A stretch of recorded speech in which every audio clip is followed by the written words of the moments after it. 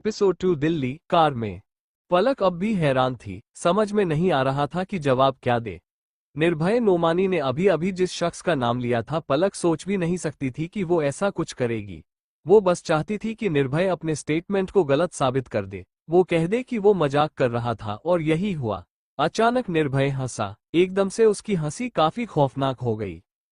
पलक एक पल के लिए ठिठक गई, डर उसकी पूरी रॉड में दौड़ उठा। वो निर्भय को अब भी डरी आंखों से देख रही थी और वो वैसे ही बोला, इससे भी किसी करीबी ने सब किया हो तो तुम क्या करोगी? पलक कुछ भी नहीं बोल पाई और निर्भय ने वैसे ही कहा, जो जितने अच्छे दिखते हैं वो उतने ही अच्छे हो जरूरी नहीं। पलक 2 पल खामोश रही और निर्भय ने वापस कार स्टार्ट कर दी। वो वैसे ही बोली, क्या तुम सच बोल रहे हो? ये सब रिदा ने किया है। निर्भय ने बिना उसकी तरफ देखे कार ड्राइव करते हुए कहा, मैं तुम्हारा सेवियर नहीं हूँ, तुम्हारा गार्ड नहीं हूँ जो तुम्हें आगाह करूँ या तुम्हारी सेफ्टी की फिक्र करूँ। ये तुम पर है कि तुम पता लगाओ कि तुम्हारी फ्रेंड ने वो किया है या नहीं जो मैं बोल रहा हूँ। मुझ पर भरोसा करोगी तो हो सकता है अपनी फ्रेंड को खो दो, पर अपनी फ्रेंड पर भरोसा करो तो हो सकता है आगे और धोखे में फंस जाओ। पलक साफ समझ रही थी कि वो इनडायरेक्ट रिदा पर ही इल्जाम लगा रहा था। पलक कुछ नहीं बोली और बस खिड़की से बाहर देखने लगी। रिदा उसकी बेस्ट फ्रेंड थी, वो उसे बचपन से नहीं जानती थी, पर उसने और रिदा ने साथ में ही मॉडलिंग स्टार्ट की थी। एक फैशन शो से उसके बाद दोनों ने ही साथ में एन में कदम रखा था और तब ही से दोनों बहुत अच्छी दोस्त है। मतलब वो कभी सोच भी नहीं सकती थी कि रिदा कुछ ऐसा करेगी, क्योंकि वो हमेशा से उसके साथ काफी स्वीट रही है। वो इन्हीं सब सोच में थी और गाड़ी सीधा एक जगह पर जाकर रुकी और पलक एक बार फिर से आगे टकराते टकराते बची। उसने अपनी मुट्ठियां कस के भींची और निर्भय की तरफ देखा तो उसने बाहर की तरफ इशारा करते हुए कहा, तुम्हारे कुछ टेस्ट होने हैं राइट? आई थिंक तुम्हें हॉस्पिटल जाना चाहिए। पलक को अचानक याद आया, उसकी प्रेगनेंसी को 3 महीने हो चुके थे, उसका पहला अल्ट्रासाउंड तक नहीं हुआ था। वो इतनी घबरा गई थी कि बस ये पता लगने के बाद कि वो प्रेग्नेंट है वो वापस हॉस्पिटल गई ही नहीं, और अब 3 महीने हो चुके थे। उसके टेस्ट होने जरूरी थे, उसका अल्ट्रासाउंड होना जरूरी था ये जानने के लिए कि उसकी कोख में पल रहा बच्चा ठीक है या नहीं। पलक ने गहरी सांस ली और गाड़ी से उतरते हुए बोली, बाप होने का कभी कोई फर्ज निभाना मत, वैसे भी तुमसे मुझे ऐसी कोई उम्मीद भी नहीं है। उसकी बात सुनकर भी निर्भय ने कोई जवाब नहीं दिया और सामने देखता रहा। पलक वहां से सीधा हॉस्पिटल के अंदर चली गई और निर्भय वहां से चला गया। पलक हॉस्पिटल के अंदर आते ही रिसेप्शन पर बोली, डॉक्टर मिताली। रिसेप्शनिस्ट ने हाँ में सिर हिलाते हुए कहा, आप मिसेज नोमानी है? पलक ने कुछ देर खामोश रहने के बाद हाँ में सिर हिलाया। वो कहना तो चाहती थी कि वो पलक शेखावत है, नोमानी नहीं, पर कुछ बोल नहीं पाई और उसे रिसेप्शनिस्ट ने कहा, जी आपकी अपॉइंटमेंट है 5 मिनट बाद की, आप 5 मिनट बाद उनके केबिन में जा सकती है। पलक ने हाँ में सिर हिलाया और वही वेटिंग एरिया में इंतजार करने लगी। उसे पता था निर्भय ने ही अपॉइंटमेंट ली होगी, क्योंकि उसे तो पता था हॉस्पिटल आना है। वो ऐसे ही कुछ देर इंतजार करती रही और फिर उसकी बारी आ गई। वो अंदर आए तो सामने ही डॉक्टर बैठी थी और वो पलक को देखते ही मुस्कुरा कर बोली, तो मॉडलिंग से टाइम मिल ही गया हमारे लिए। पलक मुस्कुराई और उसके सामने जाकर बैठ गई और बोली, अगर प्रेग्नेंट नहीं होती तो ये भी टाइम भी नहीं मिलता। मिताली के चेहरे के भाव अचानक बदल गए और उसने कहा, सुना मैंने जो कुछ भी हुआ, समझ तो कुछ आया नहीं, बट इतना पता है कि जिस वक्त से तू अभी गुजर रही है वो काफी मुश्किल वक्त है। वो पलक के पास आई और पलक के कंधे पर हाथ रखते हुए बोली, सब ठीक हो जाएगा, चल टेस्ट करवा ले, और पलक को अपने साथ लेकर चली गई। मिताली और पलक स्कूल टाइम की फ्रेंड्स थी। दोनों का इतना मिलना नहीं हो पाता था क्योंकि मिताली एक डॉक्टर थी और पलक एक मॉडल, पर दोनों काफी अच्छी दोस्त थी। आज भी घंटों एक दूसरे से बातें कर सकती थी, बट मिताली की शादी के बाद जैसे दोनों का मिलना काफी कम हो गया था। यहाँ पलक भी अपने करियर में बिजी हो गई थी। मिताली की शादी उसकी पढ़ाई पूरी होते ही हो चुकी थी। उसकी शादी को 3 साल होने वाले थे। वो 3 साल से प्रैक्टिस कर रही थी और अपनी लाइफ में काफी खुश थी। उसने पलक के सारे टेस्ट किए, उसका अल्ट्रासाउंड किया और फिर बोली, बच्चा तो काफी फिट एंड फाइन है। 3 महीने हो गए प्रेगनेंसी को, बट अच्छी ग्रोथ की है।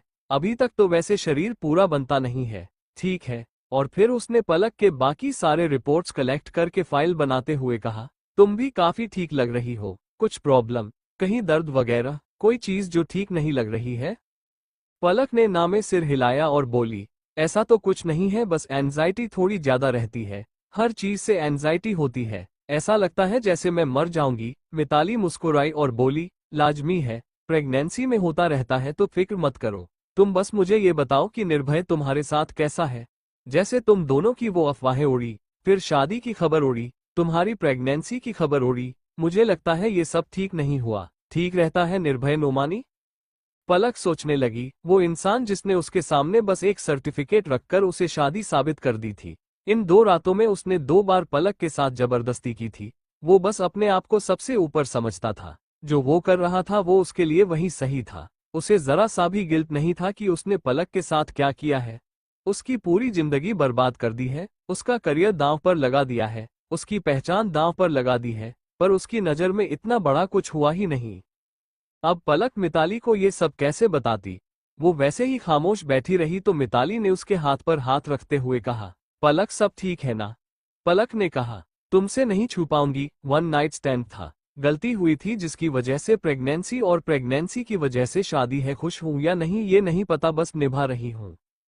उसकी बात सुन मिताली थोड़ी उदास हुई और बोली, कोई बात नहीं, सब ठीक हो जाएगा। और फिर वो बोली, तुझे पता है मेरे हस्बैंड कौन है? पलक ने नामे सिर हिलाया तो मिताली ने कहा, क्या फायदा दोस्त होने का जब तुझे इतना भी नहीं पता? पलक ने मुंह बना लिया तो वो बोली, सिक्योरिटी एजेंसी संभालते हैं वो, निर्भय नोमानी की। वो उनके मेन गार्ड है, कह सकती है उनका हमसाया। तो अब मैं भी तुझसे मिल सकती हूँ, बहाने से। पलक एकदम से हंसी और बोली, हाँ राका, वो तेरा सिक्योरिटी गार्ड अब मेरे हस्बैंड को सिक्योरिटी दे रहा है ना? मिताली भी हंस दी। कुछ देर उन दोनों के बीच ऐसे ही बातें हुई। पलक की मेडिसिन और उसकी रिपोर्ट्स लेने के बाद पलक वहां से चली गई। यहाँ दूसरी तरफ ब्लैक विला में ही निर्भय जैसे ही अंदर आया वहां पर उसके सारे गार्ड्स खड़े थे और एक आदमी को घेर रखा था उन्होंने। वो घुटनों के बल बैठा था और हाथ पीछे की ओर बंधे हुए थे। उसे काफी मारा गया था ये देखकर लग रहा था। निर्भय ने अंदर आते हुए ही अपना कोट उतारकर साइड में एक आदमी को दिया और अपने शर्ट के स्लीव्स फोल्ड करते हुए अंदर आते हुए बोला, क्या पता चला?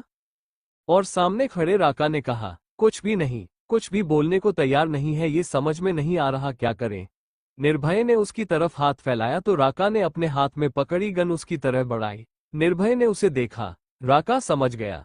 उसने गन वापस अपनी तरफ कर ली और एक लोहे की रॉड उठाकर निर्भय के हाथ में थमा दी। वो आदमी जो घुटनों के बाल बैठा था हैरानी से निर्भय को देख रहा था। उसके शरीर पर काफी सारी चोटों के निशान थे और निर्भय ने उसे रॉड को अच्छे से अपनी मुट्ठी में बंद करते हुए उसके करीब आकर एक जोरदार की रॉड उसके ऊपर दे मारी।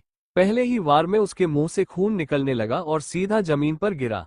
निर्भय बिना रुके उसके पूरे शरीर पर उस रॉड को मारे जा रहा था और वो इंसान बस कराहे जा रहा था। उसका शरीर धीरे धीरे हर जगह से जख्मी हो रहा था, खून बाहर निकलने लगा था, पर निर्भय को उस पर जरा रहम नहीं आ रहा था और वो एकदम से रोते हुए बोला, बताऊंगा, सब बताऊंगा, मैं सब बता दूंगा। वो कौन है, क्या? पर निर्भय ने उसकी बात पूरी होने से पहले ही एक और वार करते हुए कहा, तेरी जरूरत नहीं है, अब उस इंसान को मैं खुद ढूंढ लूंगा, तू आराम से जा, गुड बाय, गॉड को मेरा हाय बोलना। उसने उस इंसान के सिर पर रॉड दे मारी और एक ही पल में वो जमीन पर बेजान सा पड़ा था। हर जगह शरीर पर खून निकल रहा था और घाव के निशान पड़ चुके थे। उसे देखकर लग रहा था कि ये बहुत बेरहमी वाली मौत थी। उसने झटके के साथ रॉड उस इंसान के ऊपर फेंकी और बोला, लेकर जाओ इसे और पता लगाओ कि वो कौन है। मुझे 24 घंटे के अंदर उस इंसान के इन्फॉर्मेशन मेरे सामने चाहिए, और अगर ये नहीं कर पाए तो इसी हाल के लिए तैयार रहना। उसने अपने सारे गार्ड्स की तरफ देखते हुए कहा तो सब के सब वहां से निकाल गए। उन लोगों ने उस आदमी की बॉडी को भी वहां से हटा दिया और निर्भय आकर पीठ सफा से लगा लगाकर आराम से पसर गया। तो राका ने कहा, हमने का पता लगाने की पूरी कोशिश की है, वो पलक मैडम के ही फैमिली से कोई है, पर समझ में नहीं आ रहा कौन है। भला अपनी ही बेटी की इज्जत कोई ऐसे कैसे उछालेगा, कुछ समझ में नहीं आ रहा है। निर्भय ने बिना किसी भाव के बिना देखे हुए कहा, पर वो अपने परिवार से कांटेक्ट में नहीं है।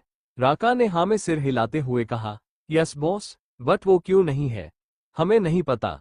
उनकी फैमिली ने सारी चीज ऐसी छुपा के रखी है कि हमारे लोग पता लगाने की कोशिश करते हुए भी कुछ नहीं पता लगा पाए। अब ये वजह तो पलक मैम खुद ही बता सकती है, बट मुझे नहीं लगता वो अपने मुंह से कुछ भी बताएंगी। निर्भय ने जैसे ही ये सुना अपने सिर को ऊपर की ओर कर लिया और सीलिंग को घूरते हुए बोला, मुझ पर छोड़ दो। उसके चेहरे पर कोई भी भाव नहीं था इस वक्त। वो काफी डरावना लग रहा था। वो निर्भय नोमानी लग रहा था जिससे सब डरते थे, जो बेरहम था, जो सख्त दिल था, जो बला का सरफिरा था। वो वही करता था जो उसके मन में आता था और जो वो करता था उसके लिए वो गलत नहीं था। राका उसे अच्छे से जानता था। वो चुपचाप खड़ा उसे देख रहा था और मन ही मन सोच रहा था, बस कोई ऐसी वजह सामने ना आ जाए जिससे बॉस का दिमाग खराब हो, वरना वो छोड़ेंगे नहीं किसी को। राका अपनी ही फिक्र में था और निर्भय पता नहीं किस सोच में डूबा अब भी सीली को देखे जा रहा था। फिलहाल ये मंजर ऐसा था कि उसकी खामोश शख्सियत को देखकर भी कोई डर जाए। दूसरी तरफ ये हॉल था। सोफे पर बैठा वो इंसान टीवी में उस प्रेस कॉन्फ्रेंस वाले टेलीकास्ट को देख रहा था और नजरें बस निर्भय पर थी। वो वैसे ही उस पर नजरें टिकाए हुए बोला, ये तुमने सही नहीं किया नोनू। तुम्हें इस लड़की का हाथ थामना भारी पड़ेगा, और कितना भारी पड़ेगा ये मुझे भी नहीं पता। पता नहीं उन्हें जब ये सब पता चलेगा तो वो क्या करेंगे। दिल्ली। पलक इस वक्त कार में थी। वो चाहती थी कि वो अपने फ्लैट पर जाए, पर जानती थी अगर वो अपने फ्लैट पर गई तो निर्भय एक बार फिर से उसे अपने पास बुला ही लेगा और उसका जाना भारी पड़ जाएगा। वो 3 महीने से प्रेग्नेंट थी, इसलिए अब उसे छोटी छोटी चीजों पर भी थकान महसूस होने लगती थी। वो घर जाकर आराम करना चाहती थी और इसीलिए वो सीधा ब्लैक विला के लिए ही निकल गई। आज तो उसका पूरा दिन बर्बाद हो गया था।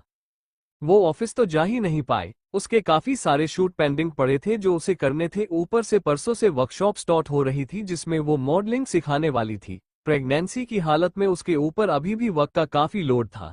निर्भय ने उसे ये कहीं पर भी नहीं बताया था कि वो प्रेग्नेंट है तो वो काम नहीं कर सकती। इनफैक्ट जब से वो प्रेग्नेंट थी या निर्भय को ये पता चला था कि वो प्रेग्नेंट है, उसने पलक पर काम बढ़ा दिया था। पलक जैसे ही घर पर आई उसकी नजर सीधा निर्भय पर चली गई, जो वक्त सोफे पर बैठा किसी राजा की तरह उसे ही देख रहा था। पलक को न जाने क्यों उससे डर लगा। उसने सूखा घूंट निगला और अपने गले को तर किया। वो धीमे कदमों से अंदर चली आई तो निर्भय ने कहा, रिपोर्ट्स। पलक ने अपने हाथ में पकड़े हैंडबैग से एक फाइल निकालकर निर्भय के आगे कर दी। वो रिपोर्ट्स को देखने लगा। उसमें उसके अल्ट्रासाउंड का एक फोटो भी था। उसके बच्चे की ये पहली तस्वीर थी। पता नहीं क्यों निर्भय काफी ध्यान से इस फोटो को देख रहा था। वो वैसे ही अचानक बोला, कोई प्रिकॉशन।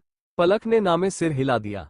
वो चुपचाप जाकर सोना चाहती थी, इसलिए फिलहाल उसे निर्भय से कोई लड़ाई नहीं करनी थी। निर्भय ने एकदम से उसकी कलाई पकड़कर उसे अपनी तरफ खींचा, पर पलक को चोट ना आए ऐसे। पलक सीधा उसकी गोद में आ गई। उसने हैरानी से निर्भय को देखा। उसके दोनों हाथ निर्भय के कंधे पर थे और वो वैसे ही बोली, दिमाग खराब है तुम्हारा, अभी चोट लग जाती तो। निर्भय ने उसके चेहरे पर आते हैं उन बालों को उसके कान के पीछे करते हुए कहा, ऐसे कैसे चोट आती, तुम्हें लगता है मैं आने देता। पलक कंफ्यूजन के मारे उसे देखती रही और फिर बोली, तुम चाहते क्या हो मुझसे। कभी मुझसे कहते हो मैंने तुमसे बदला लेने के लिए शादी की है, कभी कहते हो मुझे मेरा बच्चा चाहिए इसलिए मैंने तुमसे शादी की, तो कभी ऐसे ही झूठा प्यार जताने लग जाते हो। मुझे तो तुम पसंद तक नहीं करते, ना जानते तक नहीं थे मुझे, फिर ये 2 दिन की शादी में सालों वाला प्यार कैसे जता रहे हो। उसकी बात सुनकर निर्भय ने स्मर्क करते हुए कहा, निर्भय नोमानी को समझना इतना आसान होता तो हर दूसरा इंसान निर्भय नोमानी होता। उसने पलक के बालों को पीछे से पकड़कर उसके चेहरे को अपनी ओर झुकाया और उसके होठों पर अपने होंठ रख दिए। पलक की आंखें एकदम से बड़ी हो गई। वो उसके सीने पर मारने को हुई कि निर्भय ने अपने दूसरे हाथ से उसकी कलाई को पकड़ा और मोड़कर उसी की पीठ से लगा दिया। पलक के हाथ में दर्द होने लगा था। वो दूसरे हाथ से निर्भय का हाथ अपने हाथ से छुड़ाने की कोशिश करने लगी, पर निर्भय लगातार उसके होठों को चूमे जा रहा था। वो उसके अपर लिप को बाइट करता तो कभी लोअर लिप को सक कर रहा था और पलक बस छूटने की कोशिश कर रही थी। करीब 15 मिनट के एक लंबे पैशनेट किस के बाद निर्भय ने धीरे से उसके होठों को आजाद किया। पलक गहरी सांसें ले रही थी और निर्भय ने वैसे ही अपने होठों को उसकी जॉ लाइन, उसकी गले और गालों पर फेरते हुए धीरे धीरे बुदबुदाने लगा, मेरे लिए तुम मेरी बीवी हो, मेरा वो मोहरा जिससे मैं बदला लेना चाहूं, जो मेरे फायदे की चीज है, जो मुझे मेरे बच्चे तक ले जाएगी, जो मुझे मेरा प्लेजर दे रही है। जब सब तुमसे मिल रहा है तो मैं तुम पर प्यार क्यों ना जताऊं। अब क्या पता ये प्यार ना हो, या शायद सिर्फ तुमसे से सकरने का एक तरीका हो। उसकी बात सुनकर पलक अपने दांत पीसते हुए बोली, और तुम्हें लगता है तुम्हारी इन बातों और हरकतों से मैं से स के लिए रेडी हो जाऊंगी। निर्भय के चेहरे पर वही इविल स्माइल आ गई। उसने पलक के हाथ को छोड़ा और धीरे धीरे उसकी कमर पर अपना हाथ फेरने लगा। पलक उसकी आंखों में देख रही थी। वो जानती थी निर्भय उसके साथ क्या करने की कोशिश कर रहा था।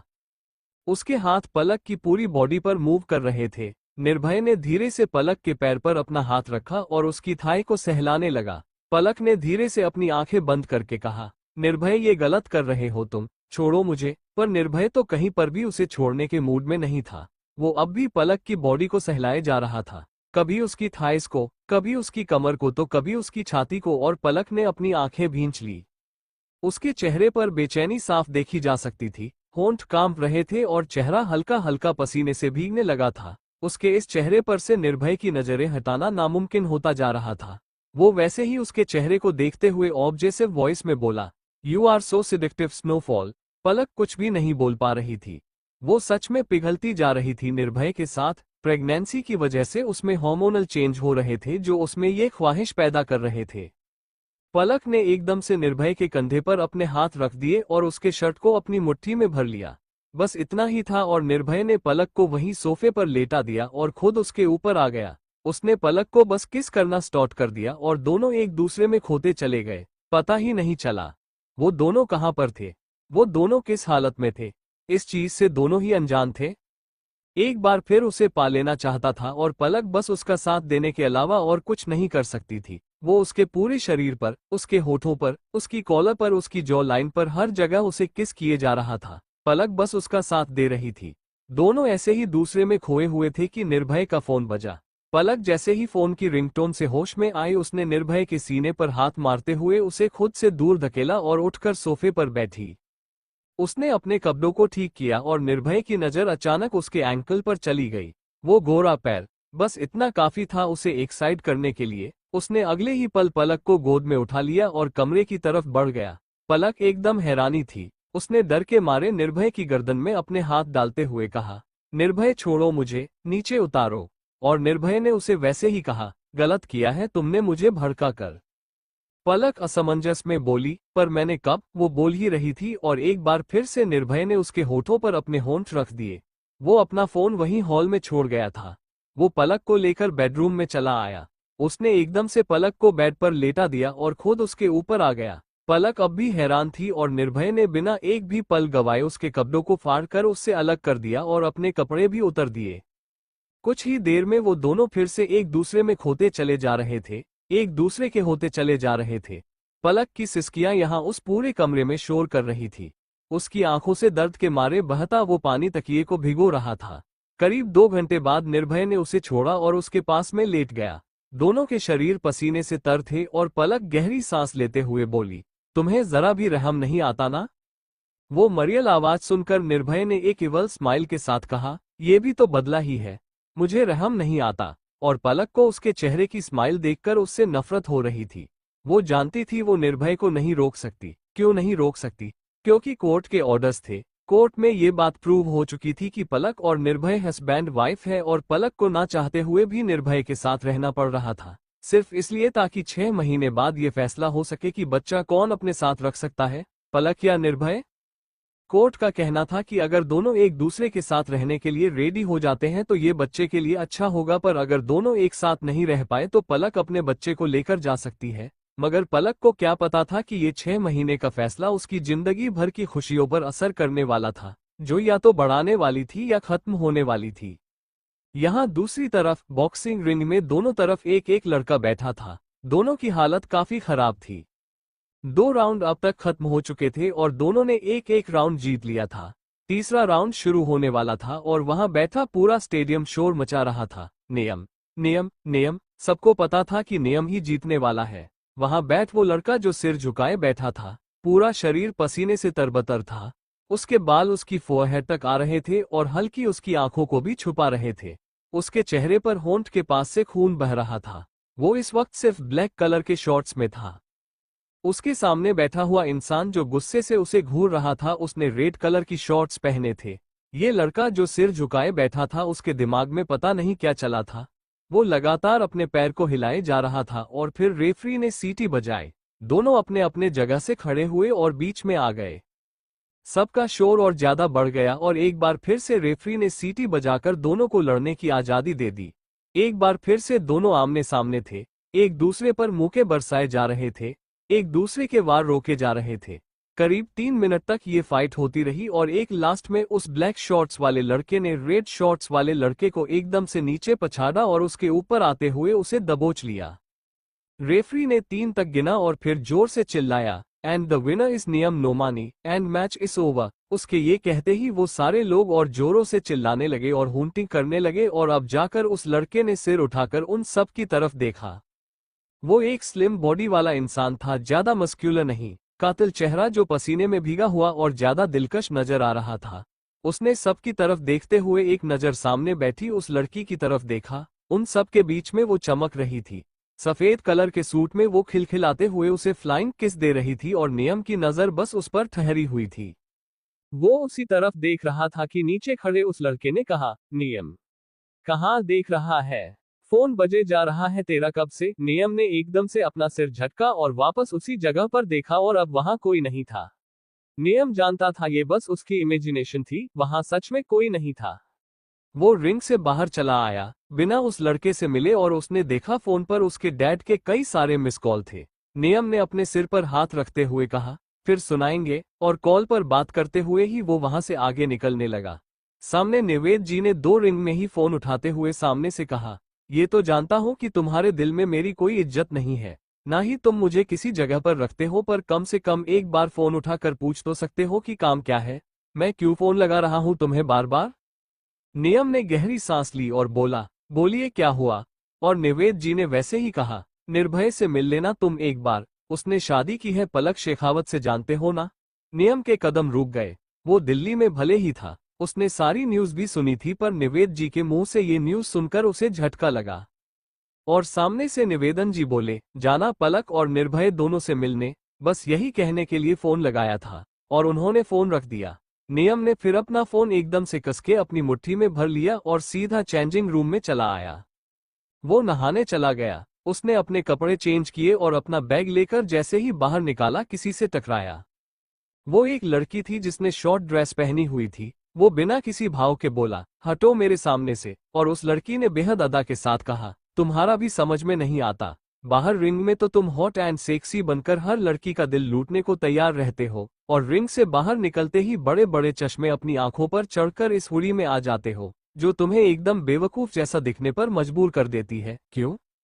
नियम ने वैसे ही कहा, हॉट, सेक्सी, बेवकूफ या जो भी हूँ, खुद के लिए हूँ। उसने उस लड़की को साइड किया और वहां से निकल गया। उसे जाते देख वो लड़की खुद में ही बुदबुदाई, हाय इसकी इन्हीं अदाओं पर तुम मरती हूं मैं, उफ। नियम वहां से बाहर निकल गया और अपनी कार में आकर बैठते हुआ मन ही मन सोचने लगा, भाई आप ऐसा कैसे कर सकते हैं? आपने एक बार उनसे पूछा भी नहीं, वो क्या सोच रहे होंगे आपके बारे में? वो भी तो डैड जितने ही इम्पोर्टेंट है, फिर उन्हें आप डैड की तरह क्यों नहीं रख सकते? जानता हूं आप उन्हें कुछ नहीं मानते, पर फिर भी खून का रिश्ता है आपका उनसे। आप ऐसे उन्हें अपनी जिंदगी से निकाल नहीं सकते। आपको मुझे जवाब देना पड़ेगा। दिल्ली, रात का वक्त, ब्लेक विला। पलक अभी सो रही थी क्योंकि वो सच में बहुत थक चुकी थी। उसकी आंखें नहीं खुली थी और ना ही वो उठाना चाहती थी। उसके शरीर में जरा सी भी जान नहीं थी कि उठकर कोई काम करे, और यहाँ निर्भय अपने स्टडी रूम में बैठा किसी से फोन पर बात कर रहा था। सामने वाले उस इंसान ने कहा, पर मिलना तो पड़ेगा ना, और वैसे भी अगर मैंने उनको बोला कि मैं आपसे मिल लिया हूं तो उन्हें विश्वास ही नहीं होगा। उसके बाद वो अलग से सुनाएंगे बिना ये जाने कि आपने मुझे मना किया था। सामने वाले की बात सुन निर्भय ने गहरी सांस लेते हुए कहा, नियम, मुझे ये समझ में नहीं आता कि तुम्हें डैड से प्रॉब्लम क्या है। तुम उनकी बातें मान क्यों नहीं लेते? और निर्भय की बात सुन सामने से नियम की काफी शांति आवाज आई थी, आप सब अच्छे से जानते हैं, और वैसे भी मुझे नहीं, उन्हें मुझसे प्रॉब्लम है। मेरी हर चीज से प्रॉब्लम है। मैंने कभी नहीं कहा कि मुझे उनसे कोई प्रॉब्लम है। इनफैक्ट वो जो कहते हैं मैं चुपचाप कर लेता हूँ, मान लेता हूँ मैं उनकी बात। फिर क्या चाहिए उन्हें? क्यों मेरी लाइफ में इंटरफेयर कर रहा है? निर्भय ने गहरी सांस ली और बोला, फाइन, उन्होंने कहा है तो तुम सुबह आ जाना। नियम ने ओके कहा और गुड नाइट बोलकर फोन रख दिया। निर्भय 2 पल अपने फोन को घूरता रहा, पता नहीं वो क्या सोच रहा था। उसने अपने सामने पड़े लैपटॉप की स्क्रीन को ऑफ किया और उसे बंद करके वहीं रखकर वो अपने कमरे में चला गया। यहां आकर देखा तो पलक कसमसा रही थी, शायद वो उठने वाली ही थी। वो अपने दोनों हाथ अपने पेंट की पॉकेट में डाले चुपचाप बेड के पास खड़ा उसे देखता रहा, और पलक में धीरे से आंख खोली। उसकी आंखें जैसे ही खुली उसके सामने निर्भय नोमानी का चेहरा था। उसने एकदम से अपने ब्लैंकेट को कस के पकड़ लिया जब उसे एहसास हुआ कि उसने कुछ भी नहीं पहना हुआ था। वो सिर्फ उस ब्लैंकेट के अंदर थी, और निर्भय ने वैसे ही कहा, अच्छा है, काफी जल्दी रियलाइज हो गया कि तुम किस हालत में हो। पलक ने दूसरी तरफ देखते हुए कहा, क्या है? तुमने मेरे कपड़े निकाले फाड़े थे तो वैसे रिएक्ट करने की जरूरत नहीं है जैसे गलती मेरी हो। निर्भय ने उसकी बात पर कोई ध्यान नहीं दिया और फिर बोला, कल नियम तुमसे मिलने आ रहा है। उसकी बात सुनते पलक धीरे से बुदबुदाई, नियम नियम नोमानी। उसे ऐसे देखकर वो बोला, हाँ। वो वॉशरूम की तरफ बढ़ने को हुआ कि पलक एकदम से बोली, मैंने क्या तुम्हारे घर वालों से मिलने के लिए तुमसे शादी की है? कभी तुम्हारे डैड मुझे बुला लेते हैं, कभी तुम्हारा भाई मुझसे मिलने आ जाता है। मेरा इतना सारा वर्क पेंडिंग पड़ा है, वो कब करूंगी मैं? अपने काम के साथ जरा सा भी कॉम्प्रोमाइज नहीं करने वाली। मेरा आज भी पूरा दिन बर्बाद हो गया और अब कल भी। निर्भय के कदम रुक गए। उसने पलक की तरफ मुड़कर देखते हुए कहा, पेंडिंग पड़ा है, कैंसिल करवा देते हैं। बॉस तो यही है। उसने अपना फोन निकाला और किसी को कॉल करने को हुआ कि पलक एकदम से बोली, स्टॉप। और निर्भय की नजरें बस उस पर जम गई। पलक ने देखा ये नजरें ठंडी थी, जैसे पलक का ये कहना उसे जरा भी पसंद नहीं आया था। पलक उसकी नजरों का मतलब अच्छे समझ रही थी। उसने तुरंत अपनी बात सुधारते हुए कहा, मैं मिलूंगी तुम्हारे भाई से, बट मैं उससे मिलते ही तुरंत शूट के लिए निकल जाऊंगी। मेरे शूट है। अच्छा है कि ऑफिस के अंदर ही स्टूडियो में है तो इतना नहीं है, वरना मैं कैसे हैंडल करूंगी ये सब, तुम सोचो ना। वो अब निर्भय को समझने की कोशिश कर रही थी क्योंकि जानती थी ऑर्डर्स देकर उससे कोई भी बात को नहीं मनवा पाएगी। ये सोचना ही बेकार होगा। और निर्भय ने वैसे ही कहा, गुड। ऐसे ही अपनी जुबान को संभाल लिया करो जब ये ज्यादा चलने लगे। वो 2 पल रुका और बोला, नियम से मिलने के बाद तुम जा सकती हो, सुबह आएगा वो, नाश्ता हमारे साथ ही करेगा। वो चला गया और पलक एकदम से राहत की सांस लेकर लेटी, पर उसे अब जाकर अजीब लग रहा था कि वो कब से बिना कपड़ों के सो रही थी। पहले तो उसे इतनी थकान लग रही थी इस वजह से, बट अब उसे भूख भी लग रही थी। वो जल्दी से उठी और वहीं पर पड़े अपने कपड़ों की तरफ देखा जो पूरे फटे हुए थे। वो पहनने की हालत में तो नहीं लग रहे थे। यहाँ पर पहनने के लिए कुछ भी नहीं था क्योंकि क्लोजेट बाथरूम के अंदर ही बना हुआ था। अब जब तक निर्भय बाहर नहीं आता वो अंदर नहीं जा सकती थी। उसने ऐसे खुद को ब्लैंकेट से कवर किए हुए वहीं लेटे रहने में भलाई समझी। करीब आधे घंटे बाद एक ट्राउजर पहने वो बाहर आया। वो हाफ नेक था। पलक को उसे देखते ही न जाने क्या हुआ। उसने एकदम से अपनी आंखें बड़ी करते हुए कहा, तुम ऐसे, पर वो बोलते बोलते रुक गई। उसे अचानक एहसास हुआ था, वो 3 दिनों से निर्भय के साथ थी और तीनों दिनों से वो ऐसे ही सोता था, पर वो सोता कहाँ था। उसने जितने भी रातें यहाँ बिताई थी ना निर्भय सोया था ना उसे सोने दिया था। पलक कुछ भी नहीं बोल पाए। वो बस चुपचाप उसे देखती रही और फिर वापस खुद को ब्लैंकेट से कवर करके ब्लैंकेट लेकर ही वो बाथरूम तक पहुंच गई। वो सीधा शॉवर के नीचे खड़ी हो गई और एक राहत की सांस ली। काफी देर सोने की वजह से उसे अब काफी आराम मिल रहा था, पर अब भी दिल जोरों से धड़क रहा था। ये डर था, निर्भय का डर। वो प्रेग्नेंट थी, 3 मंथ्स हो चुके थे और ऐसे अचानक निर्भय का उसकी जिंदगी में आ जाना, उसके साथ फिजिकली इन्वॉल्व होना, पलक हैंडल नहीं कर पा रही थी। उसकी इतनी स्ट्रेंथ नहीं थी। वो गहरी सांसें ले रही थी। कुछ देर में नहाकर उसने पजामा और ढीला सा टी शर्ट पहन लिया और वो बाहर आ गई। बाहर आकर देखा तो निर्भय यहाँ नहीं था। उसने एक राहत की सांस ली और सीधा नीचे चली आई। पलक ने यहाँ एक भी दिन खाना नहीं खाया था। सुबह का नाश्ता नहीं, दोपहर का नहीं, रात का नहीं, पर आज से भूख लग रही थी और वो किचन ढूंढने लगी और उसे किचन मिल भी गया। वो किचन में आई और सीधा फ्रिज का दरवाजा खोलकर अंदर देखने लगी। अंदर फ्रूट्स रखे हुए थे, जैम था, ब्रेड थे। पलक ये सब देखते हुए बोली, हद है, अब क्या मैं ये सब खाऊं? मुझे कुछ अलग खाना है, पर क्या करूं? फिलहाल उसे कुछ भी नहीं सूझ रहा था और भूख भी लगी थी तो उसने ब्रेड लिए और जैम लेकर वो वही फ्रिज से पीठ लगाकर बैठ गई और बस जैम और ब्रेड को खाने लगी। उसे पता नहीं इतनी भूख कैसे लगी थी। उसने काफी सारे ब्रेड खा लिए थे और अचानक उसे खांसी आने लगी। वो खांस रही थी कि किसी ने उसके सामने पानी का गिलास किया। पलक ने तुरंत उसके हाथ से पानी लेकर पिया और बोली, थैंक यू सो मच। उसने पानी पिया और अचानक से एहसास हुआ कि पानी उसे दिया किसने। उसने एकदम से सिर उठाकर देखा तो सामने निर्भय खड़ा था। वो अभी उसी हाल में था, सिर्फ ट्राउजर में। पलक कुछ भी नहीं बोल पाई और निर्भय ने कहा, हो जाए तो ऊपर आ जाना, और वो इतना बोल चला गया। पलक ने सूखा घूंट निगला और अपने गले को तर किया। वो जानती थी निर्भय का मतलब क्या था। वो रोने वाले लहजे में बोली, बप्पा फिर से नहीं, मुझे सोना है। और ऐसे ही रोनी शक्ल बनाकर वो खड़ी हुई। उसने वो सारा सामान वापस फ्रिज में रखा, हाथ मुंह धोया और सीधा अपने कमरे की तरफ चली गई। जब कमरे में आए तो उसने देखा निर्भय बेड पर लेटा हुआ था और अपने फोन में कुछ कर रहा था। उसे ऐसे देखकर पलक मन ही मन बोली, मुझे अब भी यकीन नहीं हो रहा है इस इंसान ने मुझसे नाम की शादी की। एक बार मुझे पता तक नहीं चला कि इसने मुझसे शादी की। वो ये बड़बड़ाए जा रही थी और जाकर चुपचाप दूसरी तरफ लेट गई, ऐसे जैसे निर्भय को पता ही ना चले कि वो कमरे में आई है। वो जाकर लेटी और कुछ ही पलों में उसे अपने पेट पर एक गर्म हाथ महसूस हुआ जो उसकी टी-शर्ट के अंदर था। पलक की धड़कनें तेज हो गई और वो वैसे ही धीरे से बोली, निर्भय प्लीज, मैं ये हैंडल नहीं कर सकती, मैं प्रेग्नेंट हूँ और एक दिन में दो बार में। वो रुक गई, उसकी गर्दन पर गर्म सांस महसूस होने लगी थी और निर्भय की काफी गहरी आवाज उसके कानों में पड़ी, गुड नाइट, और वो सांसें बस और गहरी होती गई। पलक समझ गई कि निर्भय सो गया है। वो डर ही गई थी कि कहीं वो कुछ करे ना। उसे भरोसा नहीं हो रहा था कि वो सो चुका है। वो काफी देर तक एक ही पोजीशन में रही था कि निर्भय उठा ना जाए, और जब नींद में ही निर्भय ने उसे छोड़ा तब जाकर पलक ने राहत की सांस ली थी।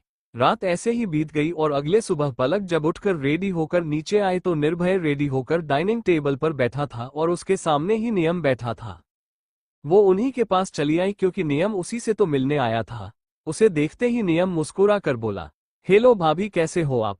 पलक भी मुस्कुराई और वही एक सीट पर बैठते हुए बोली, मैं अच्छी हूँ, तुम बताओ कल मैच था ना तुम्हारा, जीते या नहीं? नियम वैसे ही मुस्कुराते बोला, आपको क्या लगता है?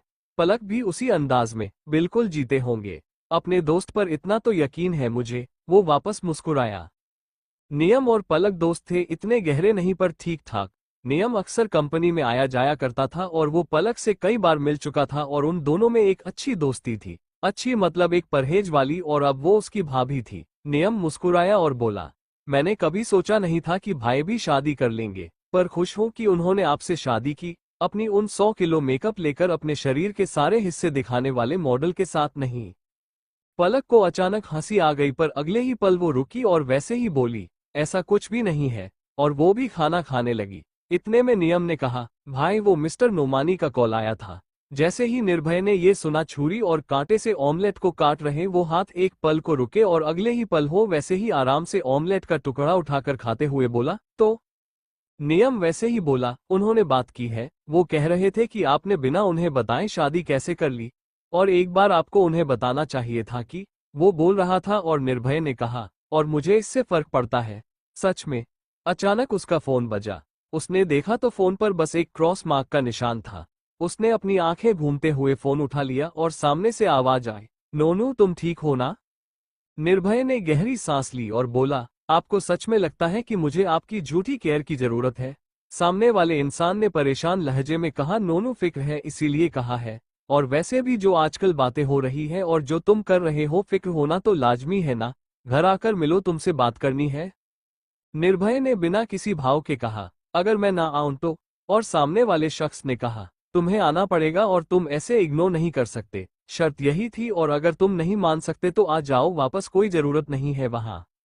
दिल्ली नोमानी मैंशन में निर्भय ने अपना फोन रखा और बस चुपचाप नाश्ता करने लगा, और यही हाल पलक और नियम के भी थे। नियम भले ही निवेद जी के कहने पर यहाँ आ तो गया था, पर ना तो वो निर्भय से इतनी बात करता था, ना पलक से उसकी इतनी गहरी दोस्ती थी। ये एक तरह से काफी फॉर्मल माहौल हो गया था। और वो अपनी जगह से उठते हुए बोला, चलिए मैं चलता हूँ, मुझे कॉलेज जाना है, बाय, और वो वहां से चला गया। उसके जाने के बाद पलक ने भी वैसे ही अपना हैंडबैग उठाते हुए कहा, मुझे जाना है शूट के लिए, मैं भी जा रही हूँ। वो ये बोलकर जाने को हुई कि निर्भय ने एकदम से उसकी कलाई पकड़कर अपनी तरफ वापस खींचा उसे। पलक सीधा उसकी गोद में जा बैठी। हाथ दोनों निर्भय के कंधे पर आ चुके थे और वो उसके चेहरे के बेहद करीब अपना चेहरा लाकर बोला, परमिशन लिया करो, हुकुम के बाद कुछ भी नहीं मिलेगा। वो बोला और उसकी मुठियां निर्भय के कंधों पर ही कस गई। निर्भय ये अच्छे से जानता था, फिर भी वो ऐसे रिएक्ट कर रहा था जैसे खींच हुआ ही ना हो। और पलक वैसे ही बोली, शादी की है तुमने मुझसे, मेरी गुलामी नहीं लिखवाई है जो मैं हर चीज तुमसे पूछा करूं। वैसे भी मैं नहीं मानती शादी, जो मुझे पता ही नहीं वो शादी मैं नहीं मानती। और तुम्हें लग रहा है कि मैं तुमसे डरकर यहाँ रह रही हूँ या फिर तुम्हारी हर बात मानूंगी, तो तुम गलत हो। मैं यहाँ सिर्फ अपने बच्चों के लिए हूँ, यहाँ क्योंकि कोर्ट्स के ऑर्डर थे। जैसे ही 6 महीने खत्म हो गए और इसका जन्म होगा, मैं चली जाऊंगी, ना ही मैं तुम्हें अपना बच्चा दूंगी। और वो बोल ही रही थी कि निर्भय ने एकदम से कहा, आवाज नीचे। उसने ये जिस लहजे में कहा था, पलक की पूरी रॉड में एक दर्द दौड़ उठा। पता नहीं क्यों, जब भी वो ऐसे बात करता था या उसकी ये सर्द आंखें पलक पर पड़ती थी, वो डर जाती थी। शायद इसलिए भी क्योंकि उसने 5 साल निर्भय के नीचे काम किया था। उसे पता था कि वो एक बेहद सख्त इंसान था और कुछ भी कर सकता था। वो खामोशी से निर्भय को देखने लगी तो निर्भय ने उसके चेहरे पर आ रहे बालों को उसके कान के पीछे करते हुए वैसे ही कहा, बहुत बोलती हो तुम, जुबान को लगाम लगाना सीखो, कहीं ऐसा ना हो ये तुम्हें ले डूबे। एक बार पहले भी इसकी वजह से तुम मुसीबत मोल ले चुकी हो। निर्भय ने एकदम से पलक के गर्दन पर अपने होंठ रखते हुए उसे बाइट किया। पलक एकदम से कराही तो निर्भय ने उसे धक्का दे दिया। पलक गिर ही जाती अगर वो खुद उसकी कलाई पकड़कर उसे अपनी तरफ नहीं खींचता तो, पर इस बार वो उसके इतना करीब नहीं आई थी और वो वैसे ही बोला, तुम्हें जो करना है करो, मेरे बच्चे को कुछ हुआ तो तुम्हें भी जिंदा नहीं रहने दूंगा। पलक कुछ नहीं बोली। उसे निर्भय पर गुस्सा आता था। जितना उससे डर नहीं लगता था, इतनी उससे नफरत थी। वो अपना बच्चा उसे नहीं देना चाहती थी। वो सिर्फ और सिर्फ अपना बच्चा चाहता था, पर पलक यूं नहीं होने देने वाली थी। उसका शूट कंपनी के ही स्टूडियो में था, इसलिए उसे कहीं जाने की जरूरत नहीं थी। वो बाहर चली गई तो एक ड्राइवर उसे वहां से ले गया। उसने कार में बैठे ही कंसीलर से अपनी गर्दन पर बना वो बाइट का निशान छुपाया था। वो सुबह ही काफी सारे मार्क्स छुपा चुकी थी। उसके पूरे शरीर पर वो मार्क थे, क्योंकि जो फोटो शूट होने वाला था इसमें वो कैसे कपड़े पहनती है उसे पता था, और उसके पूरे शरीर पर इस वक्त अलग अलग निशान थे जो निर्भय ने उसे दिए थे। उन सबको हाइड करना उसके लिए जरूरी था। फिर भी कहीं ना कहीं उसे ये लग रहा था कि शूट के दौरान कोई ना कोई उसके निशान को देख ही देगा। दूसरी तरफ निर्भय की कार एक बड़े से बंगलो के पोर्च में आकर रुकी। हमेशा की तरह उसकी कार के आगे एक कार और कार के पीछे एक कार थी, उसके गार्ड्स की। निर्भय कार से नीचे उतरा तो अंदर खड़े एक आदमी ने कहा, नोनू, कब से तुम्हारा इंतजार कर रहा हूं मैं, मुझे लगा था तुम नहीं आओगे। निर्भय कार से बाहर आया और उनकी तरफ कदम बढ़ाते हुए सर्द आवाज में बोला। वो धमकियां देने के बाद ये आवाज और ये बातें सूट नहीं करती है आपको। और वो बिना उनके पास रुके उनके पास से होकर ही अंदर चला गया। वो आदमी बस उसे देखता रह गया। निर्भय अंदर आया तो हॉल में ही एक बुजुर्ग आदमी, उनकी उम्र शायद 80 के करीब होगी या उससे भी ज्यादा हो, वो अपनी छड़ी के सहारे धीरे से आकर सोफा पर बैठे थे और निर्भय बिना उनकी परमिशन लिए उनके सामने आकर सोफे पर बैठकर उसने एक पैर दूसरे पैर पर चढ़ा लिया और अपने दोनों हाथ सोफे के पीछे सोफे पर रख दिए और एक बादशाह की तरह वो उनके सामने वहां बैठा था। वो बुजुर्ग आदमी उसे बस खामोशी से देखते रहे। वो कुछ पल चुपचाप रहे और फिर कहा, क्या जो हमने सुना वो सच है? निर्भय ने बस एक शब्द कहा, हाँ। उन्होंने अगला सवाल किया, तो क्या सच में वो लड़की शादी से पहले प्रेग्नेंट हुई थी? उसने वैसे ही कहा, हाँ। उन्होंने एक बार फिर कहा, फिर तुमने उससे शादी के लिए हाँ क्यों कहा? तुमने उस लड़की से शादी क्यों की? ऐसी लड़की जो शादी के पहले प्रेग्नेंट हो चुकी है, तुम्हें लगता है तुम्हारे लिए सही है? उनकी बात सुन निर्भय एक पल को खामोश रहा और फिर वैसी ही सर्द आवाज में बोला, एक शादीशुदा आदमी और 2 बच्चों का बाप होने के बाद भी एक लड़की को प्रेग्नेंट करके उसके साथ दूसरी शादी कर लेने वाला, आपको लगता है आपका बेटा मेरी माँ के लिए सही था? वो खामोश हो गए, कुछ भी नहीं बोल पाए तो निर्भय ने कहा, फिर भी वो इस रिश्ते को निभा रही थी तो बस। वो खामोश हो गया और सामने बैठे हो शख्स थोड़ा ऊंची पर फिक्रमंद आवाज में बोले, मुझे तुम्हारी फिक्र है नोनू, तुम जानते हो तुम इस घर से एकलौते बेटे। वो बोल ही रहे थे कि निर्भय ने कहा, एकलौता बेटा नहीं और ना ही आखिरी बेटा। इस घर के मेरे अलावा 3 और बेटे हैं, आप उन पर ध्यान दीजिए। और वैसे ही इस घर से मेरा कोई ताल्लुक नहीं है, आप जानते हैं। सामने बैठे उस शख्स ने इस बार उसे चेताते हुए कहा था, गलत जा रहे हो तुम नोनू, तुम जानते हो ना एक शर्त पर तुम निवेद के पास रह रहे हो कि तुम इस घर से अपने रिश्ते कभी नहीं तोड़ोगे, और इसी शर्त पर कोर्ट ने फैसला लिया था कि तुम निवेद के पास रह सकते हो। निर्भय ने हाँ में सिर हिलाया और बोला, बहुत अच्छे से जानता हूँ और इसलिए यहाँ बैठा हूँ, वरना मेरी शक्ल देखने के लिए तरसते। इतने में वो आदमी जो अभी निर्भय के सामने खड़ा था वो भी आकर निर्भय के सामने बैठते हुए बोला, अच्छा सब छोड़ो भी, बोलो पलक से कब मिलवा रहे हो? हमारे नोनू की वाइफ है वो, हमारा भी हक है उससे मिलने का भाई, या फिर तुमने सोच लिया कि नहीं मिलाओगे? निर्भय शांत आवाज में बोला, नहीं हो पाएगे, वो थक गई है घर वालों से मिलते मिलते, प्रेग्नेंट है, अपने काम को लेकर सीरियस है, मुझे नहीं लगता वो आप लोगों से मिलना चाहेगी। उस आदमी का चेहरा काला हो गया और सामने बैठे उस बुजुर्ग आदमी ने वैसे ही कहा, तुम भी किसे कह रहे हो अनिकेत? ये क्यों मिलवाएगा अपनी बीवी से हमें? हम इसके लगते ही क्या है? निर्भय की नजर उसे बुजुर्ग आदमी की तरफ चली गई और वो बोला, मुझे ताने देने की हिम्मत किसी में नहीं, आप में भी नहीं, और अगर आप फिर भी कोशिश करना चाहते हैं तो कर लीजिए, मुझे कोई फर्क नहीं पड़ेगा। वो इतना बोलकर खड़ा होने को हुआ कि उस आदमी ने कहा, नोनू, नाश्ता करके तो जाओ। निर्भय ने वैसे ही कहा, नो थैंक्स मिस्टर विवेक, मैं नाश्ता करके आया हूँ अपनी फैमिली के साथ। उसने इन शब्दों पर काफी जोर देते हुए कहा था, जिस सुनकर विवेक जी थोड़े दुखी हुए थे।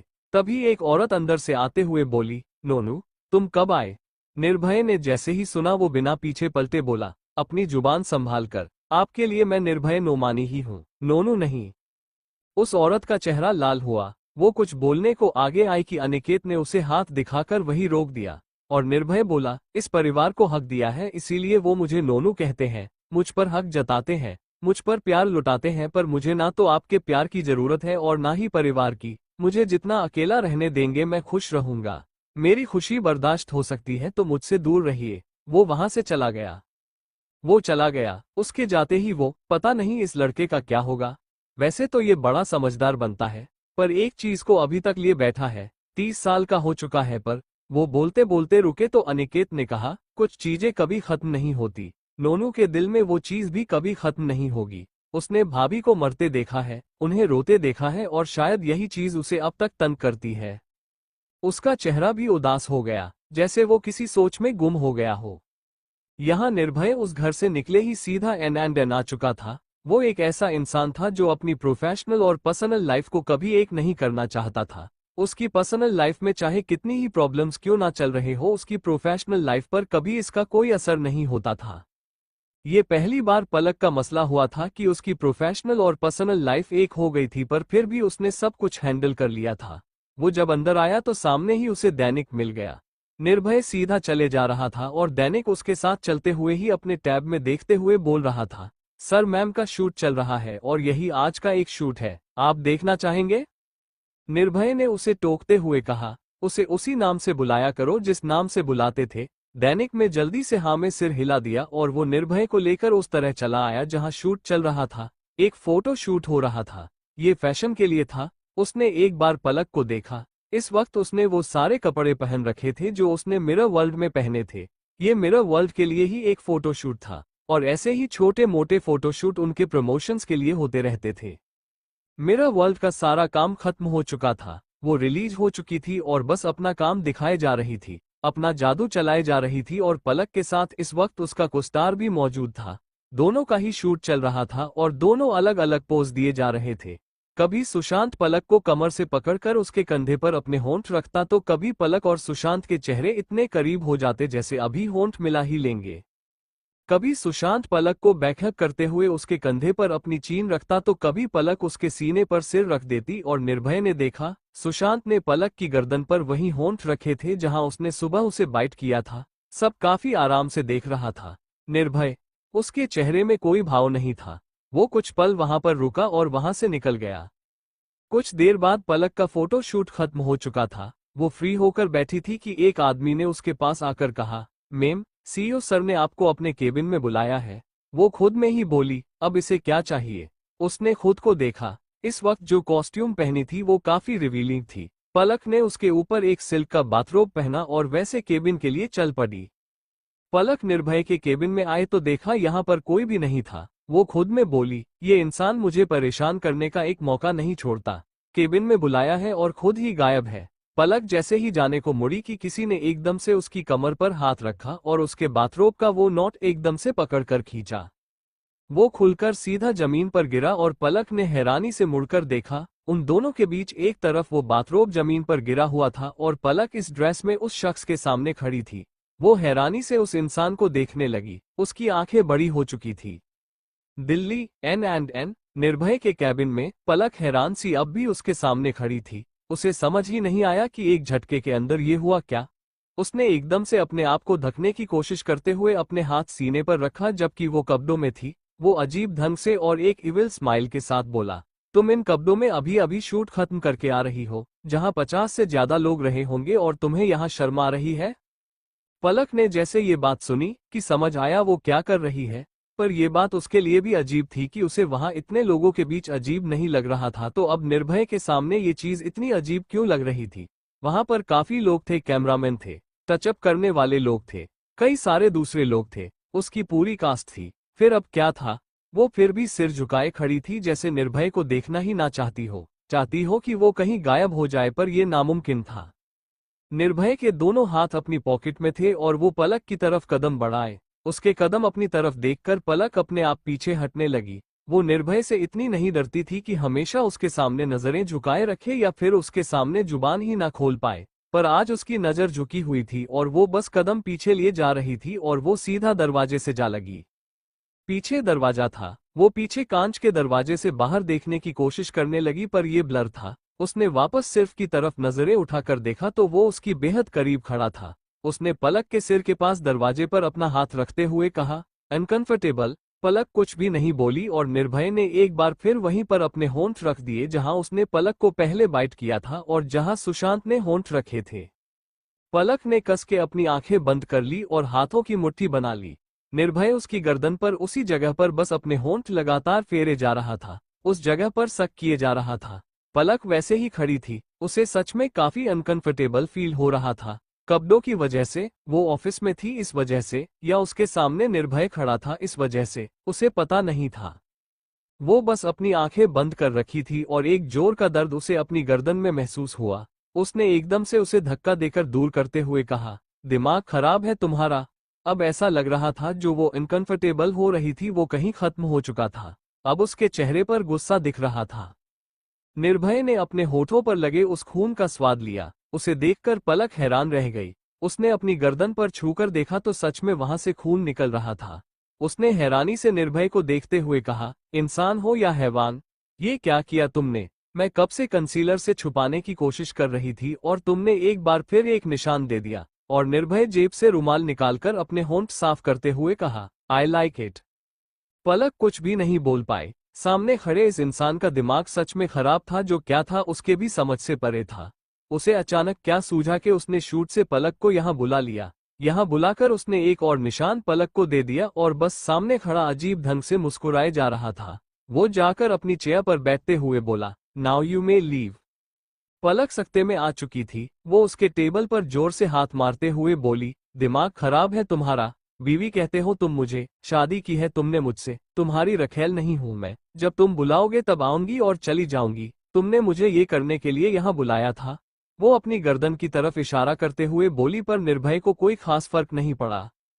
वो अपने सामने लैपटॉप को ऑन करके बैठ गया और कुछ मेल्स चेक करने लगा। पलक और ज्यादा चिढ़ गई। वो एकदम से उसके करीब उसकी चेयर के पास आई और लैपटॉप पर हाथ मारकर उसे बंद करते हुए बोली, लिसन, मैं कुछ कह रही हूँ तुमसे और तुम मुझे ऐसे इग्नोर नहीं कर सकते। तुमने मुझे यहाँ पर सिर्फ एक बाइट करने के लिए बुलाया था। वो गुस्से में थी और निर्भय ने एकदम से उसकी कमर में हाथ डालकर उसे अपने करीब खींच लिया। पलक सीधा उसके ऊपर जाकर गिरी तो वो पलक की खुली पीठ पर हाथ चलाते हुए बोला, तुम चाहो तो बहुत कुछ और हो सकता है। I have all the time for you. Palak की बोलती बंद हो गई। उसके कहने का मतलब ये नहीं था। वो कुछ कहने को हुए कि निर्भय ने एकदम से उसकी गर्दन में हाथ डालकर पीछे से उसके बालों को पकड़ा और उसके चेहरे को एक ओर झुककर उसके होठों पर अपने होंठ रख दिए। पलक की आंखें हैरानी से बड़ी हो गई। उसने छूटने के लिए जैसे ही अपना हाथ उसके सीने पर मरने की कोशिश की कि निर्भय ने उसकी कलाई पकड़ ली। पलक ने वैसे ही इस वक्त ऐसे कपड़े पहन रखे थे कि उसने जो टॉप पहना था वो काफी शॉर्ट था, स्ट्रेप वाला था। उसकी क्लीवेज भी उसे साफ दिखाई दे रही थी। नीचे उसने जो पैंट पहनी थी वो उसके शरीर से काफी चिपकी हुई थी। उसकी कमर, उसकी गर्दन, उसकी पीठ सब कुछ आराम से दिख रहा था और वो इस वक्त इस हालत में निर्भय की गोद में बैठी थी।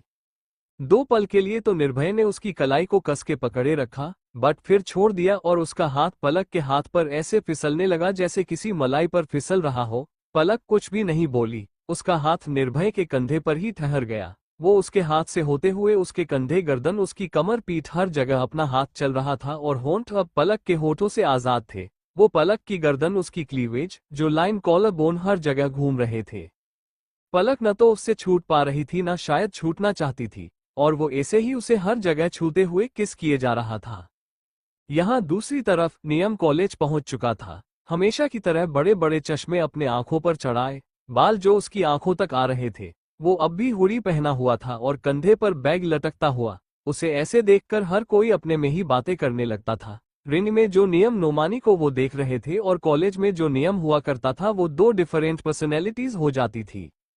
जहां रिंग में हर लड़की उस पर फिदा हो जाती थी, उसके लिए मरने तक को तैयार हो जाती थी। कॉलेज में उसे कोई देखता तक नहीं था, क्योंकि सबको पता था कि नियम असल में ऐसा ही है। पता नहीं लड़ते हुए उसमें कहां से जान आ जाती थी, पर वो असल में ऐसा ही था, शांत दिमाग का, शांत रहने वाला इंसान, पढ़ाई में बेहद आगे। उसके ज्यादा दोस्त नहीं थे, बस 2 बेस्ट फ्रेंड्स थे। वो वैसे ही चला जा रहा था कि अचानक किसी ने आकर उसकी पीठ पर चढ़ते हुए कहा, और नियम, कल तो तुमने अपना जादू दिखा दिया। नियम एकदम से आगे की ओर सरका, पर पीछे पीठ पर चढ़ी उस लड़की को गिरने नहीं दिया। उसने एकदम से उसके पैरों को पकड़ते हुए कहा, दिमाग खराब है तुम्हारा, अभी खुद भी गिरती मुझे भी गिरा देती। उसकी आवाज फिर भी धीमी थी और वो लड़की उसके गले में अपनी बाहें डालकर उसके कंधे पर सर रखकर बोली, बताओ तुम इतना उदास उदास क्यों लग रहे हो। नियम अब चलने लगा, उसे अपने साथ लेकर ही, और एक बार और कोई आकर उसकी पीठ पर चढ़ा। नहीं यार, वो एकदम से बोला, यार मार दो तुम दोनों मुझे मिलकर। और इस बार उसके पीछे लटका हुआ लड़का हंसकर बोला, तुझे मार देंगे तो हम पीठ पर किसकी चढ़ेंगे। तीनों एक साथ अचानक ही हंस दिए और नियम गिरने को हुआ और तीनों गिर भी गए। तीनों जमीन पर बैठे थे, पर चोट किसी को भी नहीं आई थी। एक पल को तीनों ने एक दूसरे को देखा और फिर हंस दिए। नियम खड़ा हुआ और अपने कपड़े झाड़ते हुए बोला, विक्रम की पीठ पर एक ही वैताल अच्छा लगता है। दोनों डिसाइड कर लो कौन चलेगा, मैं दोनों को लेकर नहीं घूम सकता। और वो आगे बढ़ गया। उस लड़की और लड़के ने एक दूसरे की तरफ देखा और फिर उसके साथ साथ चलते हुए बोलने लगे, क्या हुआ है? आज फिर से पापा से झगड़ा हुआ।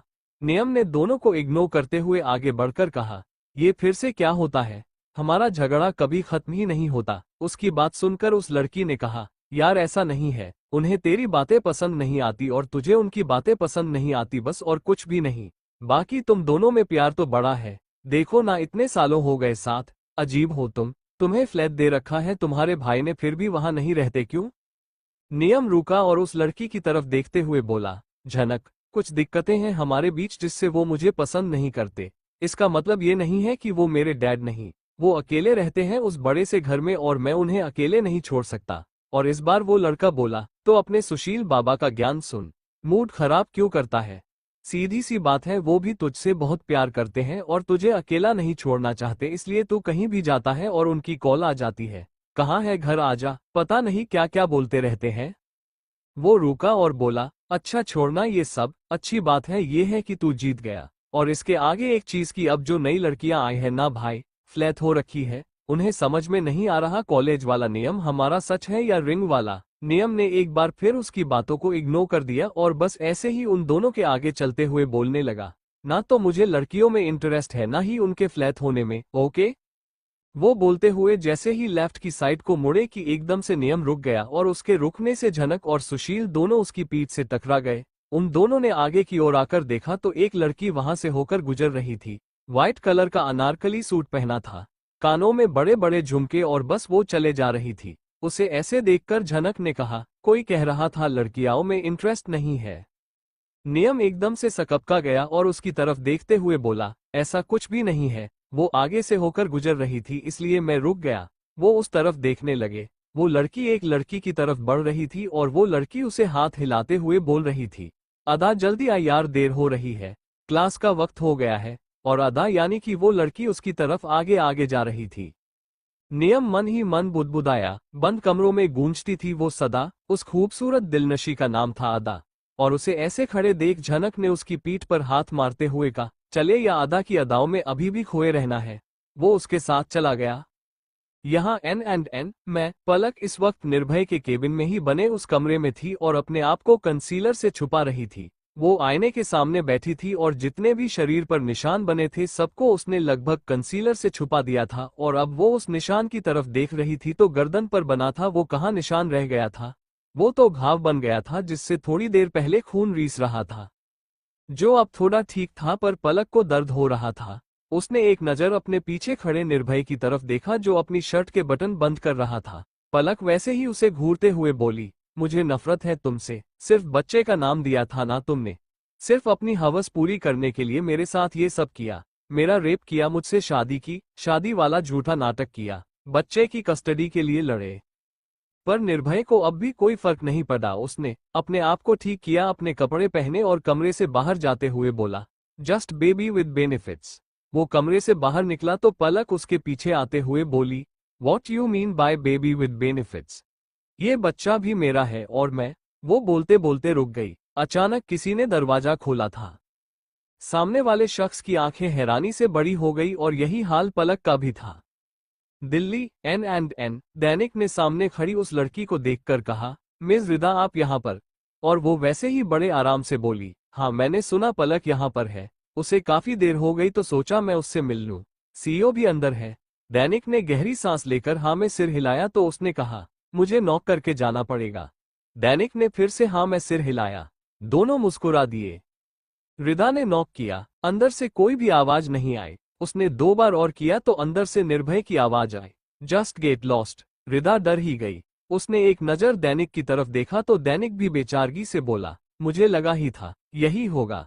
रिदा ने दरवाजे की तरफ देखकर कहा, पलक से शादी के बाद ऐसे हो गए हैं या ये ऐसे ही है? दैनिक रुका और बोला, उनकी लाइफ में आज तक कोई लड़की नहीं आई थी तो मुझे तो ये समझ में नहीं आता पलक मैम उनकी लाइफ में कैसे इंटर कर गई। बहुत सी मॉडल थी जिन्हें उन्होंने तैयार किया।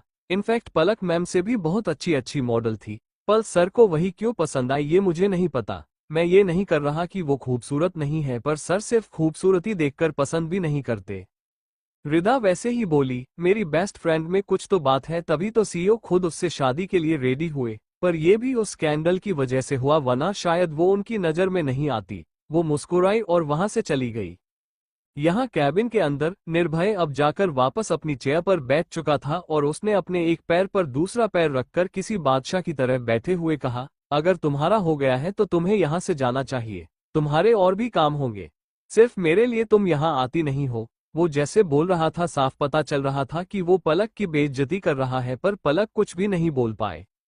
वो खामोशी से उसे देखती रही और फिर उसने वापस अपना बाथरोब उठाकर पहना और वहां से जाते हुए बोली, ये तुम्हारी जितनी भी अकड़ है ना सारी टूटेगी। ध्यान रखना मुझे अच्छे से पता है मुझे क्या कैसे करना है। अगर तुम मेरा ऐसे इस्तेमाल करगे तो फिर मुझे भी बहुत कुछ आता है। वो वहां से चली गई और निर्भय के चेहरे पर एक इवल स्माइल आ गई। वो सीलिंग की तरफ देखते हुए बोला, माय डियर स्नोफॉल, तुम्हें सच में लगता है कि मुझे तुम्हारे इरादे पता नहीं है? तुम्हारे हर कदम पर नजर है निर्भय नोमानी की, फिर चाहे वो कदम आगे पड़े या पीछे। उसके चेहरे की वो स्माइल और गहरी हो गई जैसे पता नहीं उसे कौन सा खजाना मिल गया था। यहाँ बाहर पलक सीधा अपने ग्रीन रूम में आ गई थी और यहाँ आते ही उसने सबसे पहले अपने कपड़े चेंज किए थे। ये कपड़े उसके काम के लिए ठीक है, पर उसे ऐसे अनकंफर्टेबल फील हो रहा था। उसने तुरंत एक ब्लैक शर्ट और जीन्स पहन ली और साथ में ब्लेजर, बालों को जुड़े की शेप में बांध लिया और बस वो रेडी थी और खुद को शांत करते हुए कहने लगी, निर्भय, बदला तो लूंगी तुमसे, जो तुम मेरे साथ कर रहे हो उन सब का हिसाब तुम्हें मुझे देना पड़ेगा।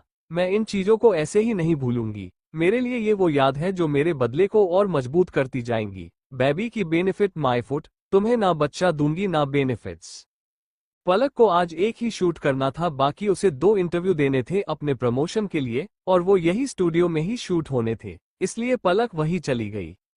वैसे तो उसने सोचा था कि वो कोई और ड्रेस ट्राई कर लेगी या फिर कुछ अच्छा सा पहन लगी, पर जो निर्भय ने उसके साथ किया था उसके बाद पलक का बिल्कुल मन नहीं था कि वो ऐसा कुछ करे, क्योंकि निशान थे और कहीं ना कहीं वो दिख ही जाते और पलक में इतनी हिम्मत भी नहीं थी कि वो इन मार्क को छुपाए। वो थक चुकी थी, बस घर जाकर सोना चाहती थी।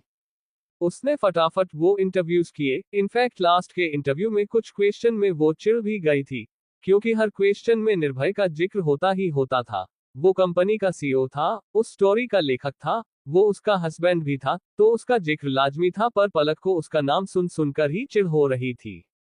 लास्ट इंटरव्यू के लास्ट क्वेश्चन में उससे पूछा गया, आपने मिस्टर निर्भय नोमिनी से शादी की? कैसे शादी हुई किसी को पता नहीं। वो स्कैंडल काफी हवा में रहा।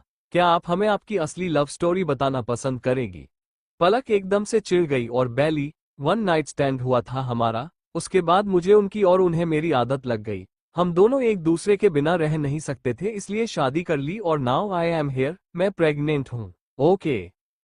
पलक वहां से उठकर चली गई। इंटरव्यूअर बस उसकी शक्ल देखती रह गई। वो भले ही 2 पल के लिए हैरान हुई थी, पर फिर उसके चेहरे पर एक स्माइल आ गई, क्योंकि ये उनके इंटरव्यूअर का हाई पॉइंट बनने वाला था। पलक ने एक गलती कर दी थी, अपनी प्रोफेशनल और पर्सनल लाइफ को एक कर दिया था। उसने अपनी प्रोफेशनल लाइफ के बीच अपनी पर्सनल लाइफ की फ्रस्ट्रेशन निकाली थी, जो उस पर बहुत भारी पड़ने वाला था। इंटरव्यू खत्म करने के बाद उसके पास कोई भी काम नहीं था। वो अपने ड्राइवर को लेकर सीधा घर के लिए निकल चुकी थी और आज उसका ब्लैक विला पर जाने का कोई मन नहीं था। वो सीधा अपने फ्लैट पर चली आई।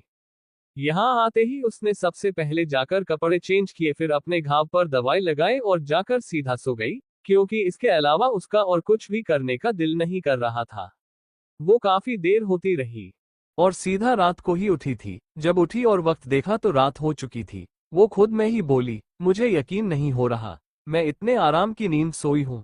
पर उसे ये पता था कि वो अपने घर में ही थी। उसे ना कोई परेशान करने वाला था, ना कोई पूछने वाला था। वो उठी, वॉशरूम में गई, हाथ मुंह धोया और जैसे ही बेडरूम से बाहर निकली उसे कोई खुशबू आने लगी जो काफी बढ़िया थी। पलक वैसे ही बोली, इतनी भूख लग रही है कि बिना खाना पके भी खुशबू आ रही। ओह गॉड, काश कोई जादू हो जाता और सच में जो खुशबू मुझे आ रही है वो खाना भी मुझे मिल जाता। वो इतना कहकर जैसे ही किचन की तरफ गई कि एकदम से चिल्लाए, आह। उसने मुश्किल से खुद को शांत किया, हाथ अपने सीने पर रखा हुआ था, क्योंकि अपने इस खाली घर में उस सामने खड़े इंसान को देखकर वो एक पल के लिए सच में डर गई थी। वो गहरी सांस लेते हुए वैसे ही चिढ़कर और थोड़ा तेज आवाज में बोली, तुम्हारा दिमाग खराब है, मेरे घर में क्या कर रहे हो तुम? और सामने किचन में खड़ा निर्भय, उसने शर्ट की स्लिप्स को कोहनी तक मोड़ रखा था और आगे अप्रैन पहना हुआ था। वो कुछ बना रहा था और बिना पलक पर ध्यान दिए वो वैसे ही बोला, तुम भी तो मेरे घर में रहती हो, मैंने तो कभी ऐसे रिएक्ट नहीं किया। पलक की मुट्ठियां कस गई। वो किचन की तरफ बढ़ते हुए बोली, ओह हेलो, मैं वहां रहती नहीं हूँ। तुमने मुझे जबरदस्ती वहां रखा हुआ है और मैं यहाँ तुम्हें नहीं आने दूंगी। मैंने तुम्हें नहीं रखा है, निकलो तुम अभी यहाँ से। निर्भय में अपने हाथ में छोटा सा चम्मच पकड़ रखा था जिसमें शायद वो खाना चखने वाला था। उसने एक नजर उठाकर पलक की तरफ देखा और उसकी नजरें कहीं थी। पलक उसकी तरफ बढ़ रही थी पर उसके कदम वहीं रुक गए जहां वो थी। वो चुपचाप खड़ी रह गई निर्भय के पास ही। उसने अपने हाथ में पकड़ा चम्मच पलक के मुंह में डालते हुए कहा था, कैसा है? पलक कुछ भी नहीं बोल पाए। एक पल को तो वो हैरान हुई पर फिर उसकी आंखें बड़ी होगी। उसके मुंह में जो खाना था उसका टेस्ट जैसे उसके दिल तक पहुंच गया था। वो अपनी आंखें बंद करते हुए बोली, कितना टेस्टी बना है, मुझे खाना है। और वो उसे इग्नोर करते हुए उसके हाथ से चम्मच लेकर सीधा किचन के अंदर चली गई। पैन में बने उसे खाने को चम्मच के साथ खाने लगी। वो गर्म था इसलिए वो बार बार अपना मुंह खोलकर सांस ले रही थी ताकि खाने को ठंडा कर सके। निर्भय ने उसे घूरा और पकड़कर लाकर उसे वापस एक चेयर पर बैठा दिया। पलक ने मुंह बनाकर उसे देखा तो वो बोला, पैसे आ गए पर स्टैंडर्ड नहीं आया, चुपचाप यहाँ बैठो और तमीज से खाओ। उसने वो सारा खाना एक प्लेट में निकला और प्लेट लाकर डाइनिंग टेबल पर रखी। पलक ने उसे कोई जवाब नहीं दिया और वो बस खाना खाने पर टूट पड़ी, जैसे वो पता नहीं कितने अरसे की भूखी थी। पर सच में वो भूखी थी, उसे भूख लगी थी और प्रेगनेंसी की वजह से भूख का एहसास भी डबल हो रहा था। वो वैसे ही खाने लगी और निर्भय बिना कुछ बोले बस चुपचाप अपने दोनों हाथ सीने के आगे बांधे सामने वाली चेयर पर बैठा उसे देख रहा था। उसकी आंखों में कुछ था। पलक ने एक नजर उसे देखा तो बोली, बेइज्जती करनी है तो बाद में कर लेना, मुझे सुकून से खाना खाने दो। और वो खाने लगी। निर्भय की नजरें उसके हाथ पर थी जो खाने को बस गपागप अपने मुंह में डाले जा रही थी और उसकी नजरें धीरे धीरे उसके पेट पर आकर रुक गई। पलक प्रेग्नेंट थी। डॉक्टर ने कहा था कि वो 3 महीने से प्रेग्नेंट है और अब धीरे धीरे उसकी टमी हल्की हल्की दिखने लगी थी। उसने इस वक्त टॉप पहन रखा था जिसने भी उसका पेट साफ नजर आ रहा था। ये दूसरी तरफ पुरानी दिल्ली का ये एक घर था और यहाँ बैठी एक औरत किसी पर चिल्ला रही थी, ढूंढो उसे, उसकी हिम्मत कैसे हुई यहाँ से जाने की? कैसे भी करके उसे वापस लेकर आओ, हमें वो किसी भी कीमत में चाहिए। और उसके सामने खड़े उस आदमी ने कहा, पर हमने उसे यहाँ हर जगह ढूंढ लिया, वो हमें कहीं पर भी नहीं मिली, हम कहाँ ढूंढे अब उसे? सामने खड़ी उस औरत ने वैसे ही कहा, अगर ये भी मैं बताऊं तो तुम क्या करोगे? जाओ और उसे उस जगह पर ढूंढो जहां पर तुम्हें वो मिले। उस जगह पर जाओ जो उसकी पसंदीदा जगह हो सकती है, जहां वो तुम्हें मिल सकती है। निकलो यहाँ से। वो आदमी अब क्या ही बोलता और चुपचाप वहां से निकल गया। उसके जाने के बाद भी वो औरत बड़बड़ाती रही, उसकी हिम्मत कैसे हुई बिना हमारी परमिशन के यहाँ से निकलने की? छोड़ूंगी नहीं उसे एक बार मिल जाए। Thank you for listening. मुझे उम्मीद है आपको ये स्टोरी पसंद आई होगी। अगर आपको पसंद आए है तो प्लीज लाइक और कमेंट करना ना भूलें और मोर स्टोरीज के लिए सब्सक्राइब करें। मिलते हैं नेक्स्ट वीडियो में।